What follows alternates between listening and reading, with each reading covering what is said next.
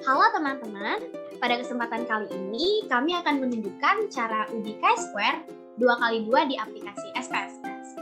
Nah, kami sudah menyiapkan contoh, yaitu kami akan menguji hubungan status merokok dengan kejadian kanker.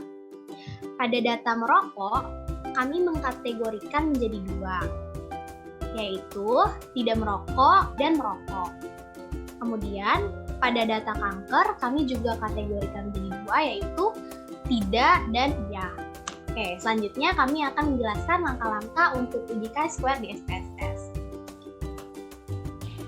Langkah pertama, dari menu SPSS, klik Analyze. Kemudian, pilih Deskriptif Statistik, lalu pilih Cross-Tab. Maka akan muncul menu Cross-Tab. Kemudian, masukkan variabel independen, yaitu merokok, ke kotak row. Dan variabel dependen, yaitu kanker paru, ke kotak kolom. Kemudian, klik Statistik,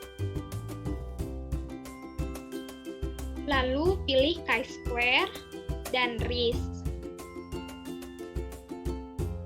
Lalu klik Continue. Setelah itu kita klik Cells, lalu pilih Observe pada Count dan Row pada Percentage. Kemudian klik Continue. Setelah itu kita klik OK. Maka akan keluar output dari pengujian data yang telah dilakukan.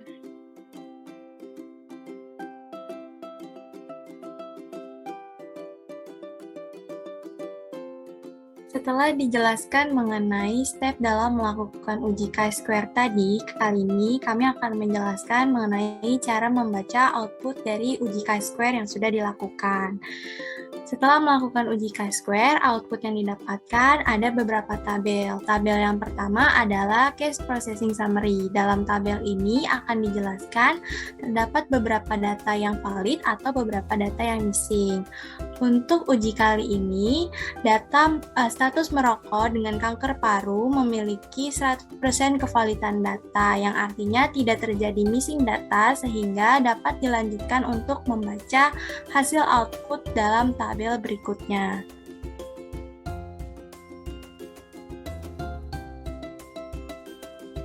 Baik, untuk tabel yang pertama yang akan kita bahas adalah mengenai tabel cross tabulation dari uji chi-square ini.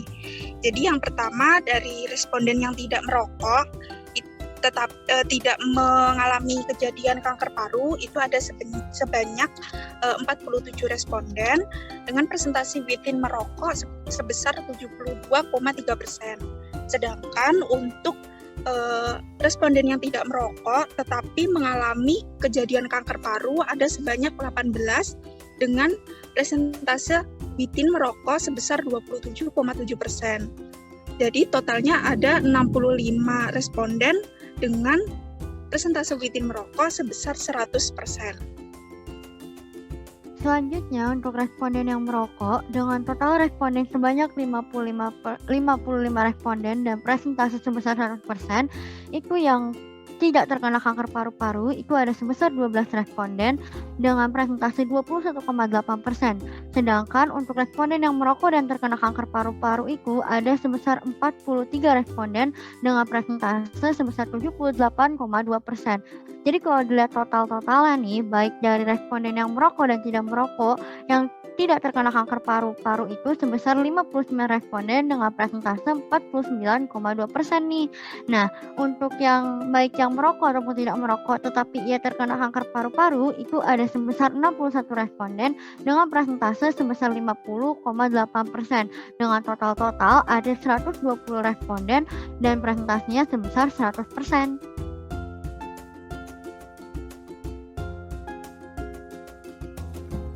Selanjutnya kita beralih ke tabel output chi-square test, di mana untuk ketentuan tabel 2x2, jika ada nilai expected di bawah 5, maka yang dilihat pada tabel adalah nilai signifikansi Fisher exact test.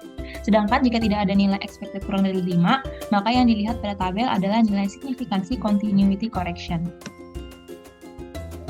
Untuk hasil uji chi-square yang tertera pada tabel tersebut, bisa dilihat bahwa tidak terdapat nilai expect count yang kurang dari 5 atau sebesar 0 sel atau 0%, sehingga teman-teman bisa melihat hasil pada baris continuity correction dengan nilai asymptotic significance two-sided sebesar 0,0, yang artinya nilai alpha atau 0,05 lebih besar dari p-value.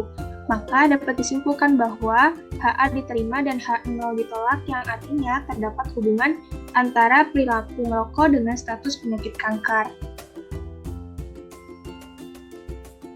Selanjutnya ada tabel yang terakhir yaitu risk estimate yang memperlihatkan OR dan juga RR dari penelitian ini.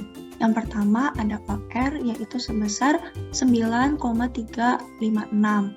Nah, odds ratio ini dapat diinterpretasikan menjadi seseorang yang merokok lebih berisiko terkena kanker 9,356 atau 9 kali lipat dibandingkan dengan orang yang tidak merokok. Adapun lower dan upper-nya yaitu selang kepercayaan. Nah, kalau selang kepercayaannya itu menunjukkan angka 1, maka tidak ada hubungan. Sehingga karena lower dan upper-nya itu tidak menunjukkan angka 1, maka ada hubungan antara merokok dan juga terkena kanker.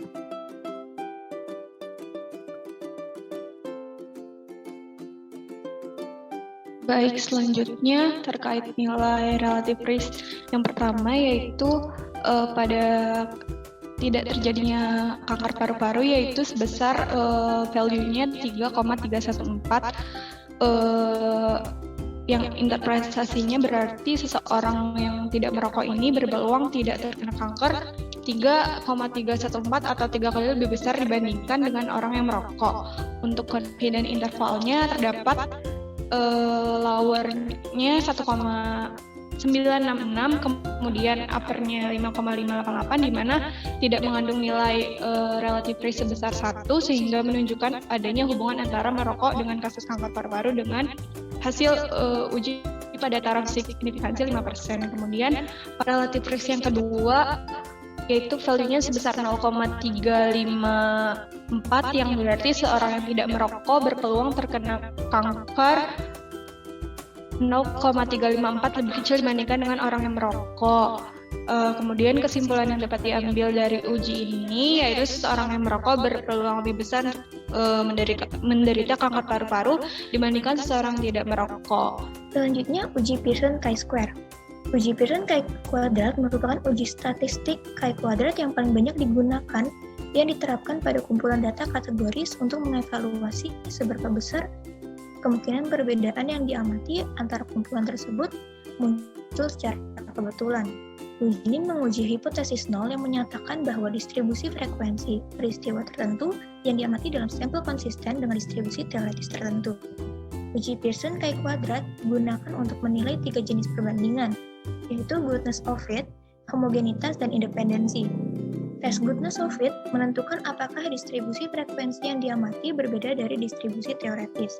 Tes homogenitas membandingkan distribusi jumlah untuk 2 atau lebih kelompok dengan menggunakan variabel kategori yang sama.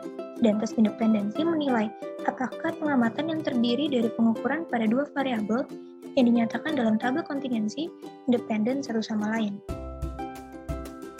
Pembacaan uji Pearson chi-square dapat terpenuhi apabila memenuhi syarat seperti apabila tabel kontingensi yang didapatkan lebih dari 2x2, misal 2x3 ataupun 3x3. Syarat pada penggunaan uji chi-square Pearson ketika terdapat sel atau kotak dengan nilai frekuensi harapan atau expected frekuensi kurang dari 5, maka distribusi sampling statistik chi-square Pearson akan buruk dalam hal mendekati distribusi chi-square, sehingga hal tersebut akan memperoleh hasil yang tidak akurat. Namun untuk analisis data tersebut bukan termasuk Pearson chi-square karena tidak memenuhi syarat tabel kontingensi yaitu lebih dari 2x2. Next, kita masuk ke uji likelihood rasio, yang mana biasanya uji ini digunakan untuk pengujian yang lebih spesifik, seperti analisis stratifikasi pada bidang epidemiologi dan juga untuk mengetahui hubungan linier dari dua variabel kategori. Dari hasil output uji chi-square yang telah dipraktikkan tadi, kita mengetahui bahwa ada beberapa syarat dan ketentuan dalam melakukan uji chi-square, yaitu jika tabel lebih dari 2x2 dan jumlah nilai expected atau frekuensi harapan lebih dari 20%, maka yang harus kita lihat adalah nilai likelihood pada hasil output chi-square testnya. Tapi pada hasil output chi-square kali ini, kita tidak perlu melihat nilai likelihood, karena nilai p-value-nya sudah bisa dilihat di bagian continuity correction, yaitu senilai 28.400. Oke guys, sampai di sini dulu tutorial uji chi-square dengan aplikasi SPSS. Semoga bisa dimengerti dan bisa langsung dipraktekkan ya. Sampai jumpa lagi di lain video. Bye-bye!